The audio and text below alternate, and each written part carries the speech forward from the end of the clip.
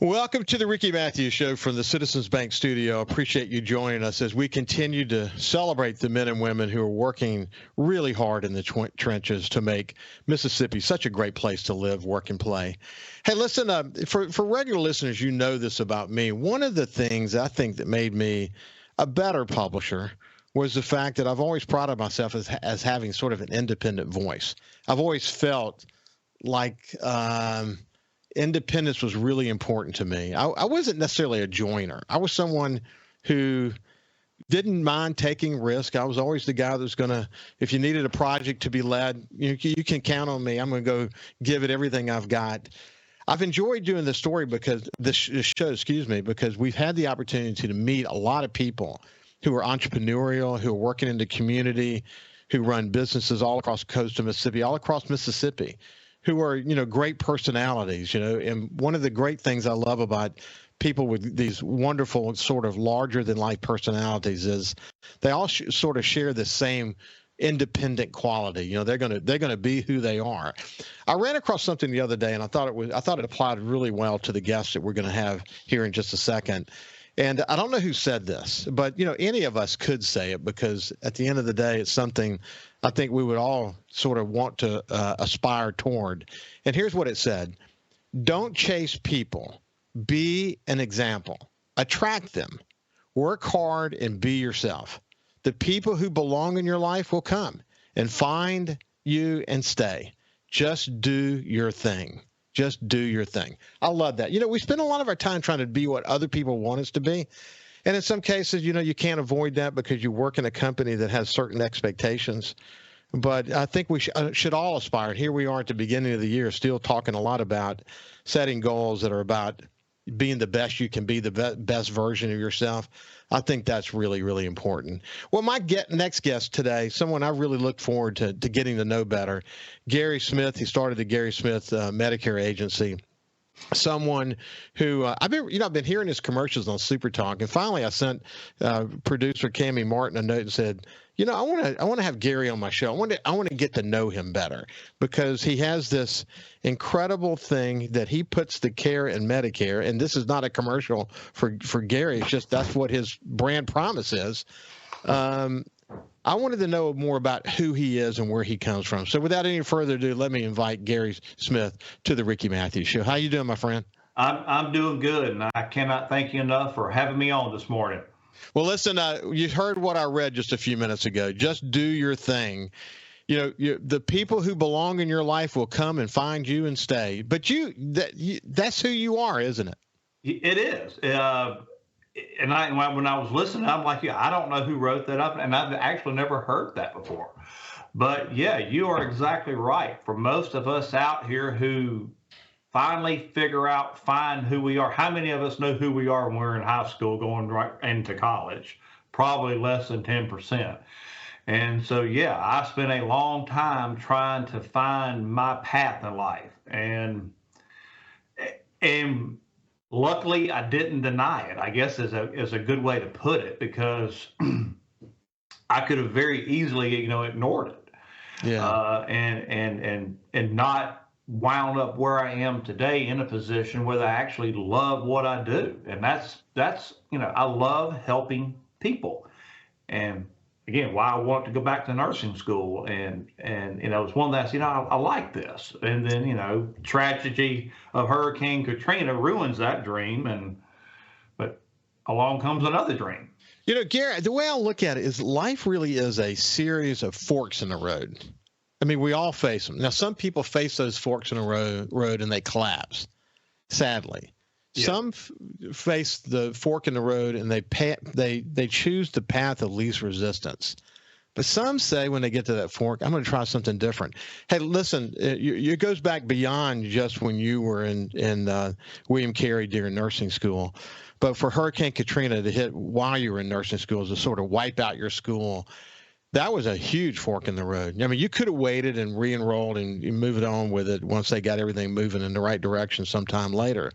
But it was you found a choice in your life at that moment, didn't you? I did. And, I grew up probably like most people in South Mississippi. And my parents, we went to Sunday school, went to church. And then, of course, you become an adult and you have to now force yourself to go to church, and in your 20s. And of course, in my 20s, I didn't go to church, So you kind of, as I tell people, you kind of lose your way and lose your faith a little bit. And here I am again. I'm post Hurricane Katrina, and I'm talking to some friends of mine, and a very good friend of mine said, well, whether you want to listen to it or not, someone's trying to push you in a direction. The question is, are you listening? And he didn't even use the word God or, religion. He just said, are you listening? Go home and think about that. And I said, well, I will. And I knew what he was talking about. And he was, very nonchalant, polite way of saying, go home and give this some thought. And I said, yeah, I don't think that the plan for me was going to nursing school. I think that's now pretty clear. And I said, well, let's see if we can't give this thing a go. You faced a bunch of forks in your road. Dating back to when you were 14, your mother died of cancer. There are all these forks in the road. When you went to Florida State and made some decisions while you were in school there, it's all about sort of exploring life and trying to find who you are. I love that where you landed is that you want to help people. Now the Medicare business became sort of the tool that gave you the opportunity to help people. My sense is you're so good at what you do, you could be in multiple kinds of businesses before it's all over with. But it's been an evolution, hasn't it? It has, and I use that word help because when I first decided, okay, this is what I'm going to do. This is the direction. We're not going to do group health insurance anymore. I'm not going to worry about property and casualty. I'm going to focus on Medicare. And I said, well, my father's book of business, I can make a few phone calls, look. And so I did start reaching out to people, and had a lady come in my office, and she said, yeah, I'm turning 65 and I need to sign up. I don't have a clue what I'm doing. And I honestly looked at her, I said, and I knew this lady from my father, I go, I don't either, but I tell you what I'm going to do. I am going to find out what this process is and get back with you, because I thought it was like, selling auto insurance. They give you a call, you give them a quote, and, you sell a policy. And it was just the opposite.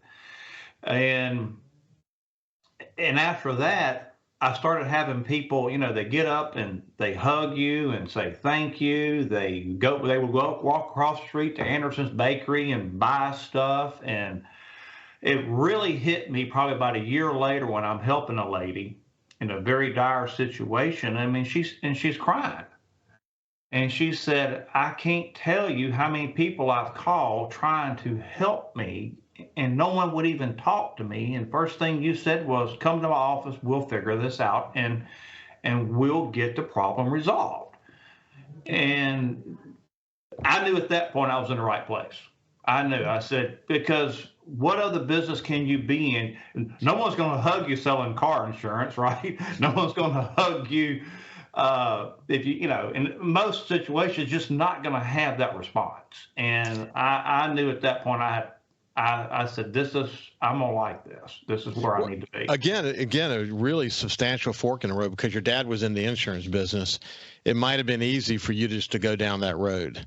But you listened carefully to the message. And you know what it meant? It meant that you were going to have to create a business around this thing that you saw people needed. And you set out to do that. And it meant learning quickly. So when you decided to go in this direction, were you surprised with how fast it ramped up? I was. I mean, when the referral rate was phenomenal. I mean, like I said, when you start helping people, key word, and that's what I tell them, you're helping them, because like I said, they would call, and I couldn't tell you, and even today, I can't tell you how many people tell me I can't even get people to return a phone call. We spoke to a lady this past summer, and she said she called her property and casualty agent, and he said, I don't have a clue how to get you on Medicare, but when you figure it out, call me back and I'll sell you a policy. And so she said, well, I'm not going to do business with him. So she called me, she told me the story. And I said, yeah, that's common of what we hear, that the process is just super complicated, especially if you want to work past 65, which is what a lot of men are doing today, because their wife's insurance is $1,000, $1,500 a month, and they can't afford to be retired. So what we're going to do when we come back with Gary Smith from the Gary Smith Agency, we're going to talk a little bit more about when you decided to form this company that was very specific around helping people make the transition into Medicare. How did you go about it? Did you say, okay, I'm going to do this, I'm going to build a company around it, and I'm going to start hiring people? And then how fast did that evolve? Where are they today? And how's business doing? I bet it's doing pretty good. We'll see about that when we get on the other side as we continue our conversation with Gary Smith. Welcome back to the Ricky Matthews Show from the Citizens Bank Studio. We have Gary Smith from the Gary Smith Agency, and I'm looking forward to hearing more about what it meant once he decided that he's going to really zero in and help people through this transition to Medicare. How did he go about it? But before we do that, I thought it would be important to say, to ask Gary so you can sort of understand the foundation that he uses to lead. If you had a leadership philosophy, what is it?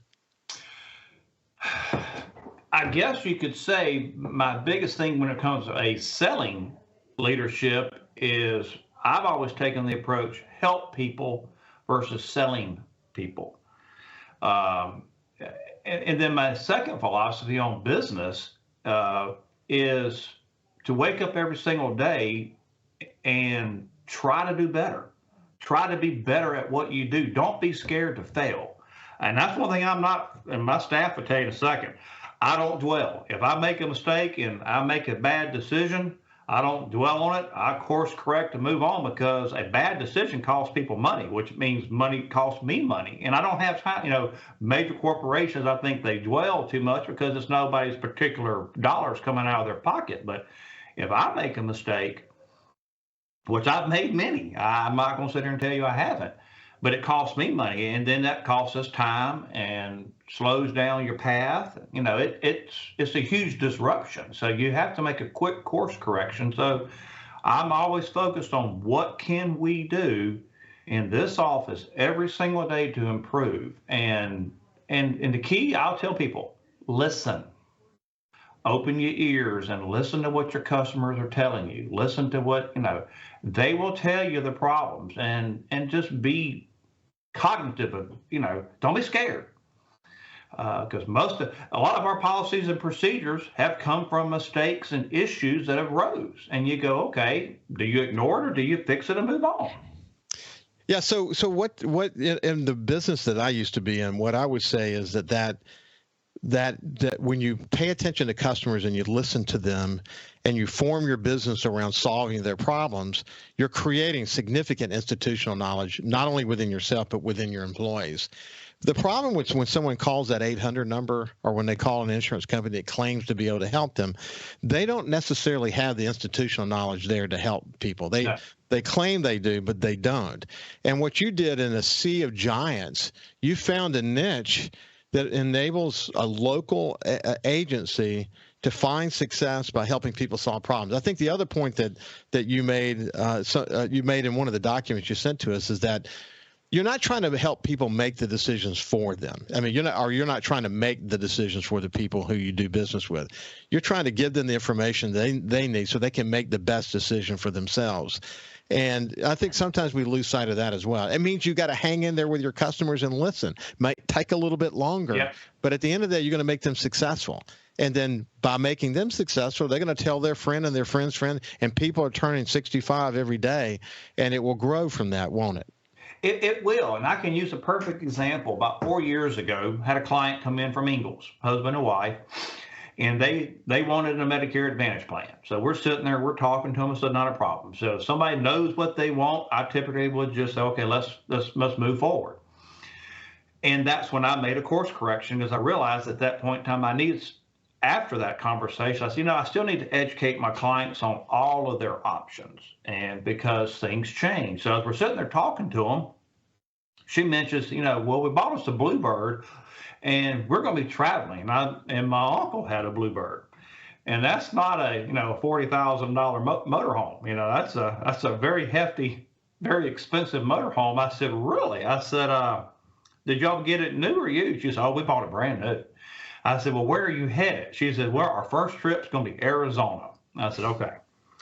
You can't have a Medicare Advantage plan. She said, well, why? I said, because you're going to be traveling all over the country, and you're going to be fighting network and issues. And, I said, do you really want to fight that while you're traveling? And they just didn't have any idea. And I said, she said, well, no. And I said, exactly. I said, so let's back up here for a second. Let me start from scratch and let's go from there. And she goes, yeah. After the conversation we had, she goes, yeah, I don't need that plan. I said, no. Well, when y'all get tired of traveling, which will happen, I said, then we can look at that plan. I said, but, and there again, not being scared to realize you made a mistake in your process. So I immediately came out of that meeting, and we had a meeting with all my staff. I said, regardless of what they want, y'all start from the beginning and run through our presentation and make sure they understand. Don't assume. I said, because we're the experts, they're not. And I said, here's a perfect situation. Everybody in my office goes, yeah, I've made that mistake. I let the client tell me what they want without really going back to step one and asking all of our probing questions to make sure they're going in the right direction. Well, see, Gary, that's the way you build a company that is built to last. You're making decisions that you will live with, for years to come because of your relationship with those customers. That changes the way you think about it, doesn't it? It does. A lot of my customers have become my friends, and the thing is, we don't take a customer and then forget about them. We reach out to them twice a year. Typically, try to reach out to them around their birthday, and then we try to give them a courtesy call everything happens between January and September. But we do everything we can to at least touch people twice. Now, sometimes we don't. It's just you try, and you just can't always achieve that goal. But yeah, we don't want to. If we tell people sell you and forget you, that doesn't do any good. Because life changes in the Medicare world. I tell somebody the other day, I said, let me tell you something about healthcare. I said, 6 months from now, it's different. It's changing and evolving that fast. And from year to year, 2 years down the road, 5 years down the road, I can assure everybody in America, the healthcare system you have today will be dramatically different in 5 years. It's just... And see, the other thing, it's not just the policy they should be on in this moment, the one that's most applicable to them, but it is also a year or two down the road when they face some kind of health emergency or health crisis, and they have questions about it. They've got somebody they can talk to, and that's important. Absolutely. I stress to my clients, especially when I'm giving a seminar, I'll say, look, buy from a real business. I really stress that. I said, buy from someone that you can speak to over and over. I said, because today you buy a policy. You're healthy. You're 65, 66. What happens now when you're 71, 72, heart attack, stroke, cancer? Who are you going to be able to pick up the phone and speak to the people you've been dealing with, or are you going to be stuck dealing with an 800 number that doesn't know who you are, doesn't know where South Mississippi is? You're lucky if they're in America. That's the other issue. The outsourcing to third world countries is out of control. It's amazing Medicare even allows that to happen, but it's happening every day. So I tell people, you're not going to get any help there. So why would you not buy from someone that's going to help you down the road? Because I can assure you, if you need to get to MD Anderson, sometimes it's not as easy as you think, depending on the health plan you bought. So the way Medicare works is they have intermediaries. It could be a big conglomerate, or it could be an agency like yours. How do they draw the line on who they're going to work with? Talk about the customer? No, Medicare itself. Medicare itself is a pretty, depending on what plan you buy, it's a pretty open book. Medicare Advantage versus the supplements. The Medicare supplements are the easiest to use, but the price goes up every single year. Yeah. And next thing you know, the people are 72, 75, paying $300, $400, $500, $600 a month, and they can't afford it. And their health has changed, and they can't buy another plan. So the only option they have is the Advantage plans. Nothing wrong with the Advantage plans as long as you know what you're purchasing.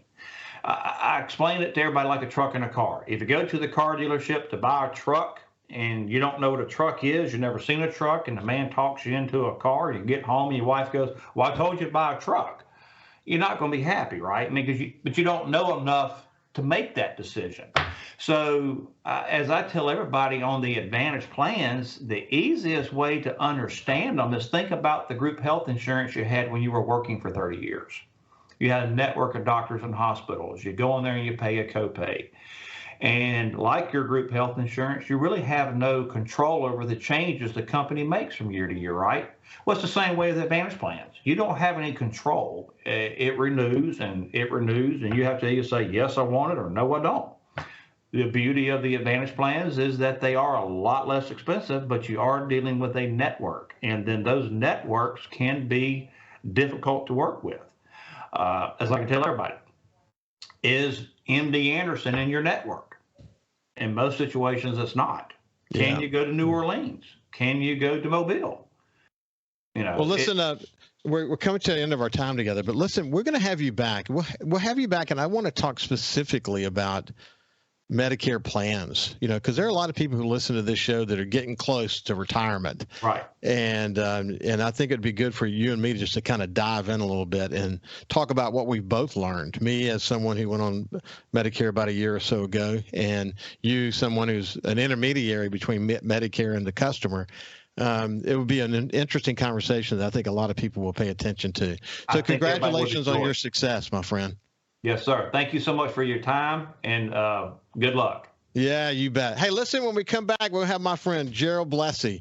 We're going to talk about the latest on the Bonnie Carey Spillway and lots of stuff related to that. We'll see you after this.